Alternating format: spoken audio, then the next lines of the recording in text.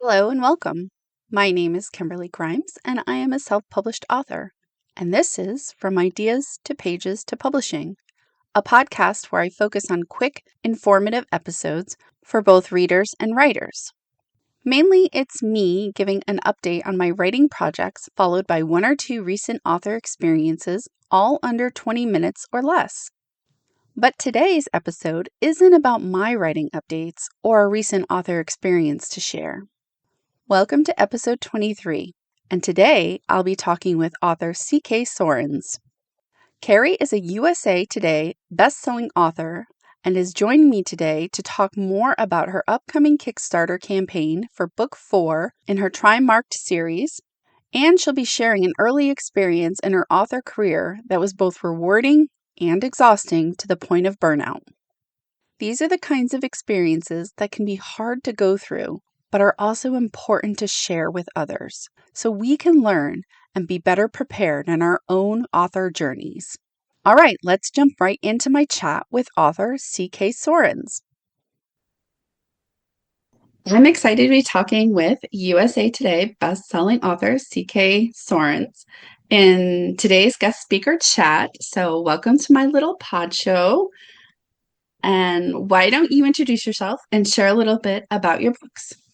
Okay. Hi, I'm CK Sorens. You can call me Carrie. It's not a big deal. I write what I have coined as Defiant fantasy. And basically, this is, for me, it's a subgenre of speculative fiction and urban fantasy. It allows me to expand and mesh genres a little bit. But the core is always about some kind of defiance, defiance against your fate, defiance against what society wants you to do, even sometimes defiance against your own fears and misbeliefs. And also, I tend to write shorter novels, so it's a little bit of a defiance against the industry as well. That I'm writing these shorter novels with not quite as much description because of the urban fantasy, speculative fiction. I can settle into that a little bit more. So yeah, that is basically where I come from when I write. Right now, I have 3 books out in my 6-book series of Trimarked, and then I have an urban fantasy romantasy that's set in Las Vegas with genies because I thought it was perfect to put genies into the world of Las Vegas. I love that. And I absolutely love this defiant fantasy. This needs to be like a thing more with like going outside of the norm and just writing more rebel stories like that. Yeah, That is I love the fantastic. idea of it.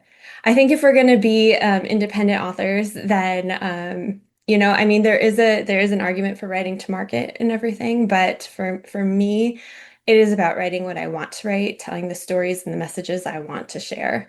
So I'm lucky in the fact that I can sit in that and I can work from that.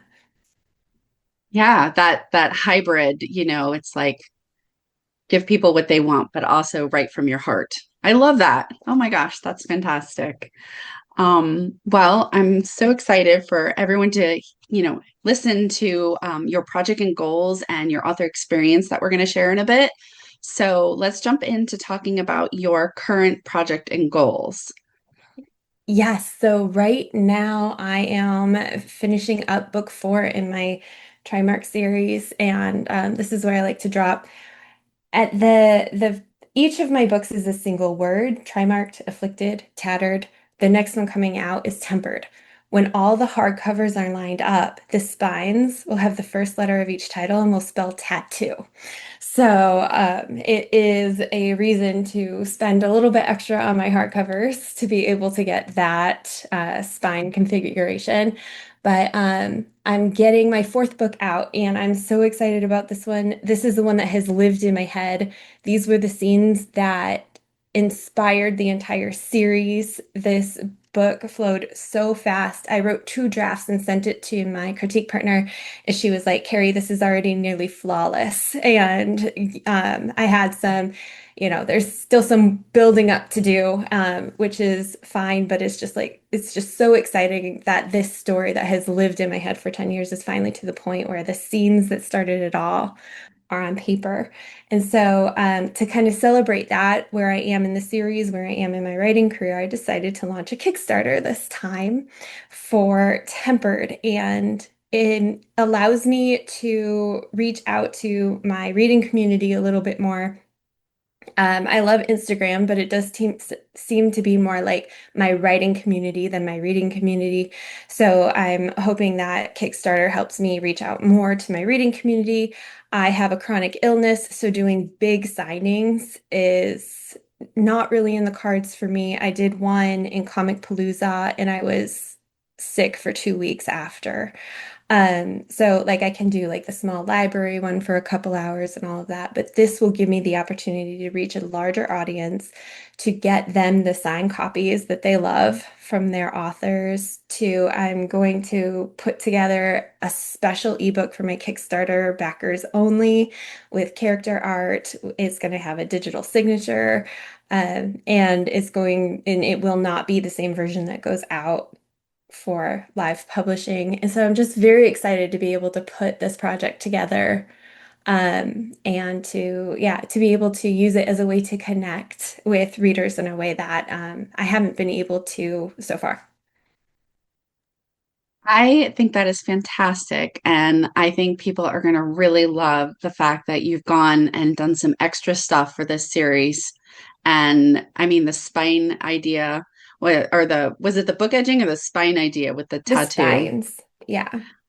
That's going to be so pretty and so great. And you're right. I mean, Instagram has really become kind of it's a mix of readers and writers, but it's a place for us to connect and finding other outlets, ways to reach readers. Kickstarter has been fantastic with building that community. So I am excited to follow and see how well and how amazing this does for you.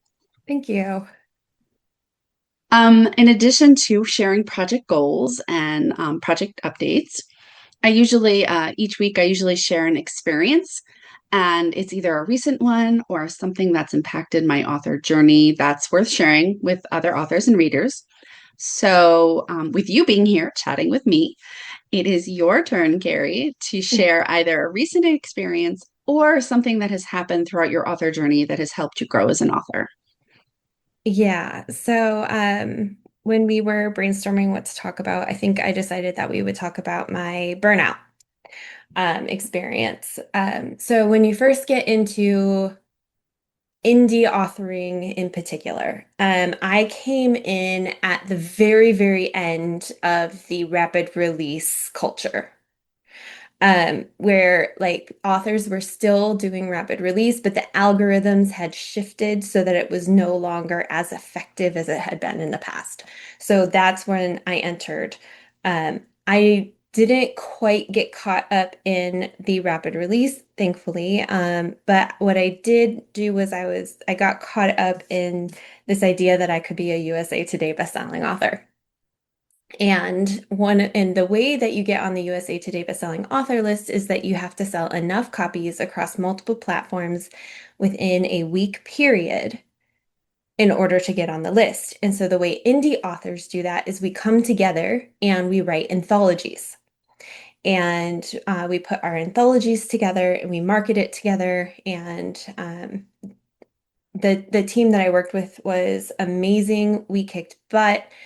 We got on the list and it was so amazing. And then after that, I was burnt out for 18 months. It was so much work. And there are authors who do this all the time, and I hat off to them. It is so much work, and the fact that they can dedicate that type of energy to it, I am just in awe. But unfortunately, it was not for me. Of course, I couldn't know that until I had experienced it. So I ended up um, just really, truly burnt out. I had 2 books out of my Trimarked series. I had my Romantasy out. To stay relevant, I republished my Romantasy as a standalone away from the anthology as soon as the rights were returned to me. I put together a short story collection that it's since taken down, but it was like my memoir author journey type of thing. It was very just quick and put together. And again, it was just to kind of just stay relevant in that algorithm and to keep my name out there, but I was not writing new stuff. So it took a while to finally recover and be able to start working on the third book of my series. And whether it was Burnout or just the book itself, because every book is different, it took me quite a long time to get this written as well. Um, there are a lot of emotional shifts in this book as opposed to plot shifts. So getting them right and pinned down was a lot of work. Um, but then I got that out. I really made sure that I had a sustainable launch plan for it. And like finally, my body started to trust. My body started to trust that I had learned my lesson. My body started to trust that I was going to be doing this in the right way. And then by the time it was time to write my fourth book, which again has been living in my head for a very long time, I was able to draft this thing in a month. And it was just like so exciting and such a relief because through that 2 years of burnout and coming back with my other book, it was like, holy, what did I do to myself? Can I even come back? Is this going to be my new writing life?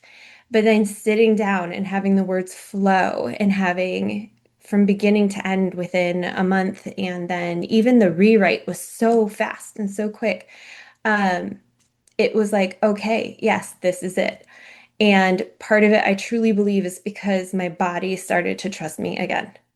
It started to trust my decisions. It started to be like, okay, so we will not be going down this path again of pushing ourselves to the point where we're exhausted because we have too many hats on, too many balls in the air, and too much. Honestly, I'm an introvert, and where I love doing these one-on-one podcasts that go, it's like this is a one-on-one conversation, and lots of people get to hear it, but it's a one-on-one conversation, so it's easier for me and my energy levels as opposed to like mass marketing systems and that kind of thing. And so I have learned and I have pulled back to what is good for me.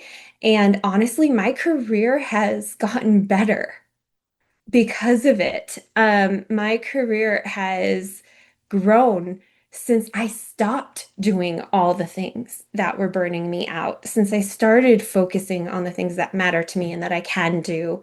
And it's been so validating, and I really appreciate the lesson.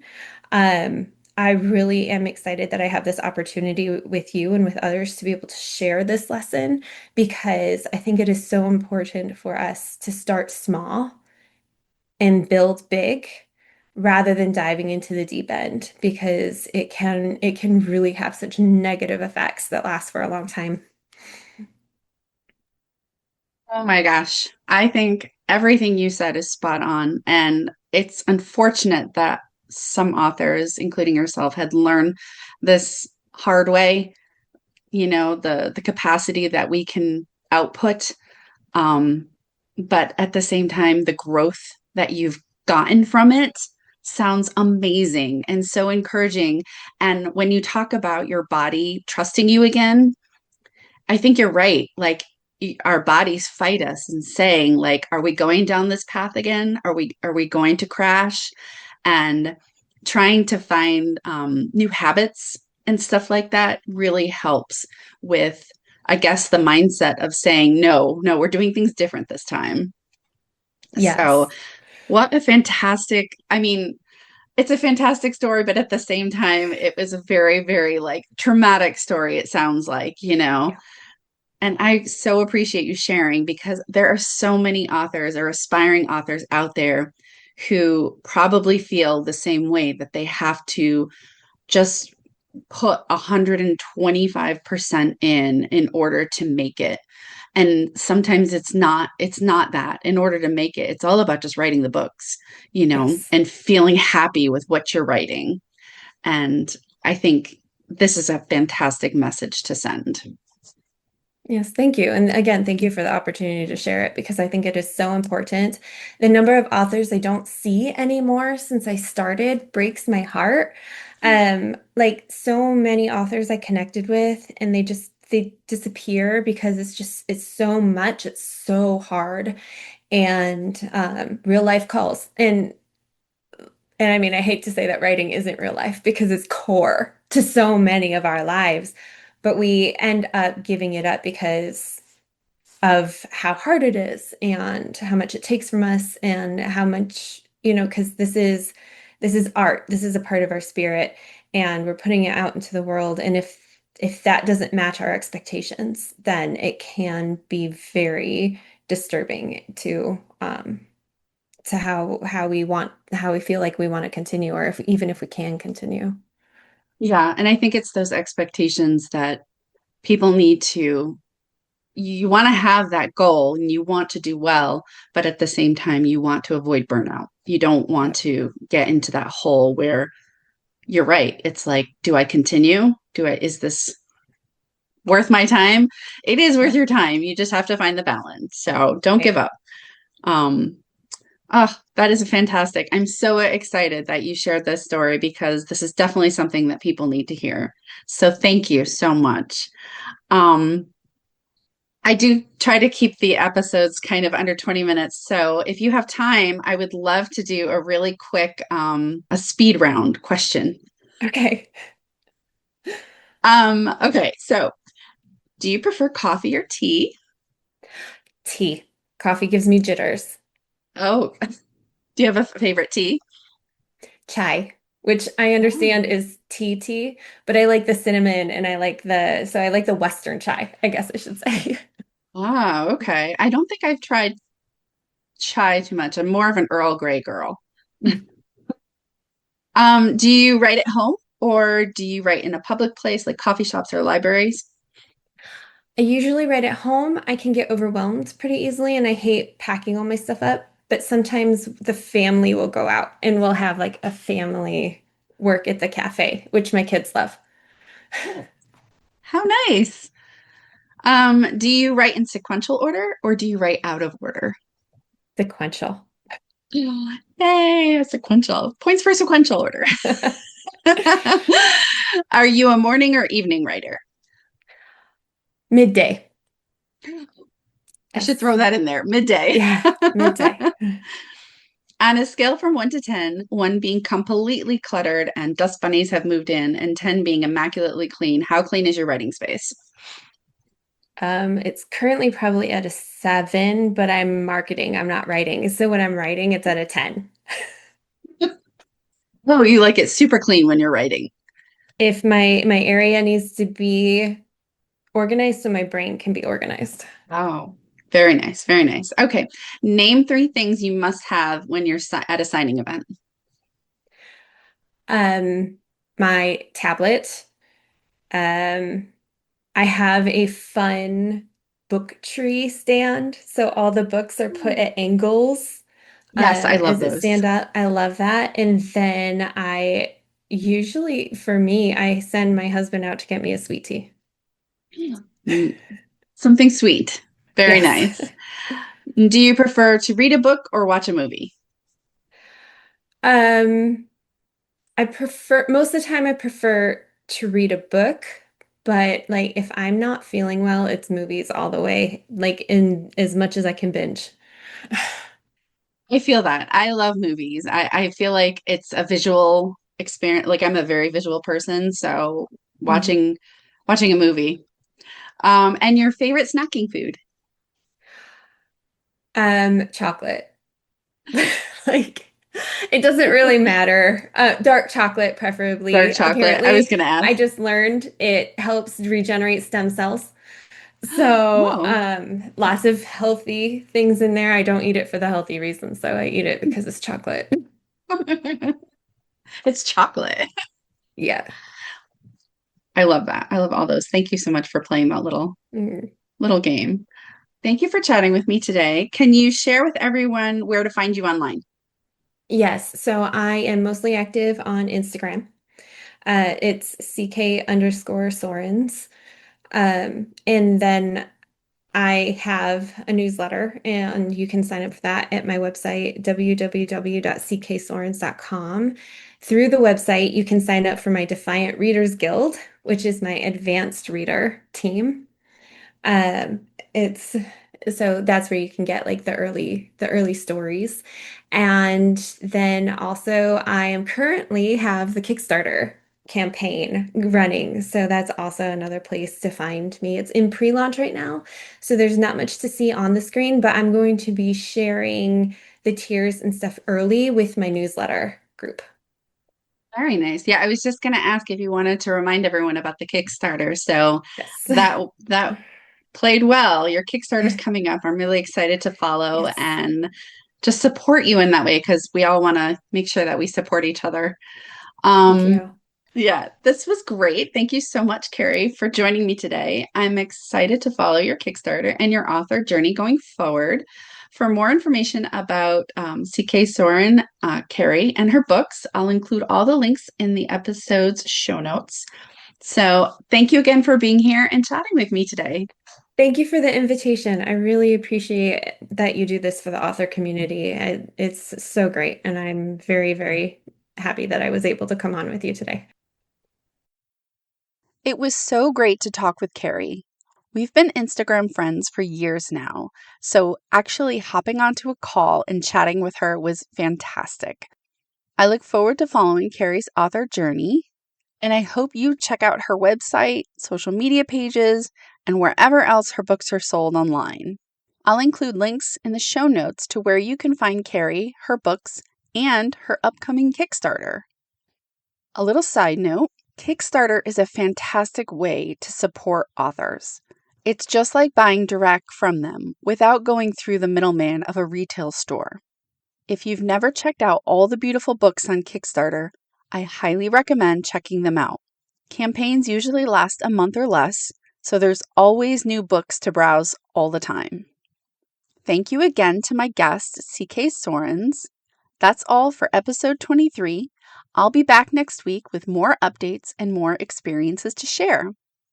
Until next time, thank you for listening to From Ideas to Pages to Publishing with me, Kimberly Grymes.